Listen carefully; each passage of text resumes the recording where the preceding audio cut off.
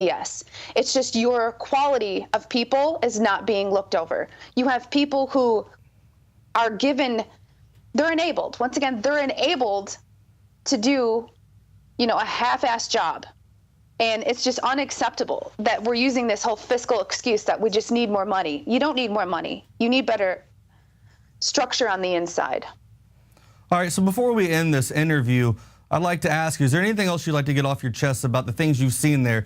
Something that's really just kind of eats away at you all the time that you want to tell the people about?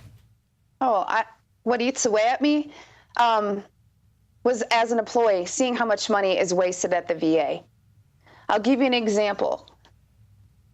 Obama has a program out there where federal facilities needed to show that they were doing sustainable energy practices. Now, here in downtown Chicago, in a tiny area where we can barely fit recycling bins out on the street, it was presented to me to sign off on, putting a multi-million-dollar windmill on top of the roof of the VA, knowing that it would just be a statue. And in spending millions of taxpayer dollars to put a statue on top of a hospital that is just a facade, a taxpayer waste of money, just so that we can receive the annual stipend that we would get for that program. So you're wasting money to earn money. Absolutely ridiculous. That was the nail in the coffin, and that is what led to me to resign, because I refused to sign off on that. Well, I thank you for your time here today, Kristen. I mean, you've given us a lot of good information to go with and a lot of information for our audience. I'd like to thank Chris and Megan for coming on the show tonight and sharing her story with us. And also, if you have a story to share as a veteran or an employee yourself of the Veterans Affairs, you can go to a new site that was just put out. It is called vaoversight.org. And you can go on there. They have a team of lawyers who are whistleblower experts that will protect you. They'll take your complaints.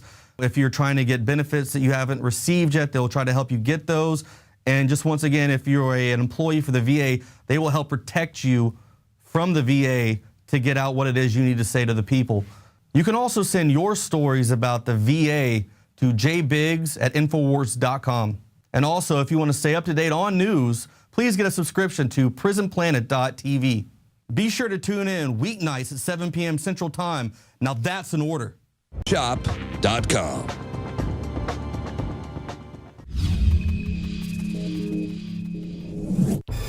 A group of more than 500 retired pro football players have filed a class action lawsuit against the NFL.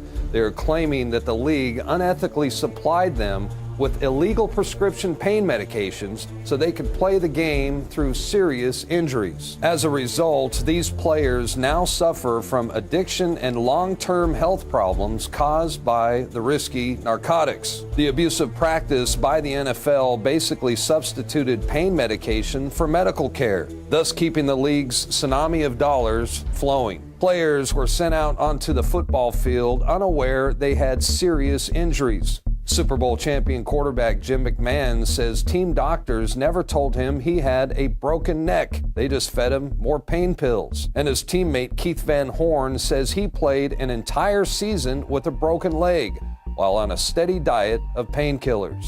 The class action lawsuit follows another NFL conspiracy to cover up the dangers of concussions, which was the focus of League of Denial, a powerful PBS Frontline documentary that details how the NFL covered up the concussion crisis. What League of Denial is about the invisible disease attacking the brains of football players. According to the scientists we talked to, the cumulative effect of maybe as many as 1,500 hits a year, the likelihood that your brain has a lot of damage done to it is very high. ESPN was so alarmed by the film that they ended their production partnership with PBS for running it. Meanwhile, the NFL agreed to pay close to $800 million in lawsuits accusing the league of concealing the risk of head injuries. And as we've been reporting all along here at InfoWars, the National Football League has also emerged as an establishment political tool. So it makes sense that they cover up scandals and deal drugs. And get this, the NFL is a $9 billion a year business and growing, yet they are totally tax-free.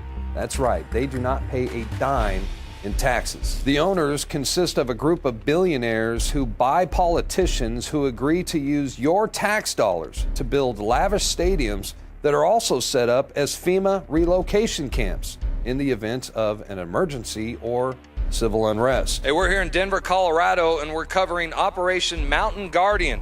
Now, this is a large-scale terrorism drill, and 100 different agencies actually took part in the exercise. Now, this was a test for Homeland Security and FEMA to test their capabilities in what they referred to as a catastrophic situation involving a terrorist attack. One of the primary locations of the drill took place right behind me at the Sports Authority field, where the exercise involved participants processing children in and out of the FEMA camp that they set up inside of the stadium.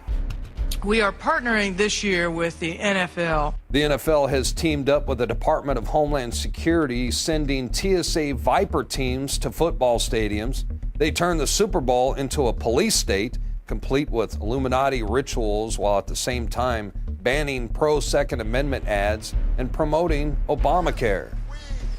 They are the poster child for the New World Order, and they play a heavy hand in conditioning the public. And for those of you who think that it's completely harmless to be a die-hard football fan, like I used to be, and you honestly believe that you're not the subject of conditioning, you have to ask yourselves what it would be like to live in a country where people were as passionate about football as they were for things that actually mattered.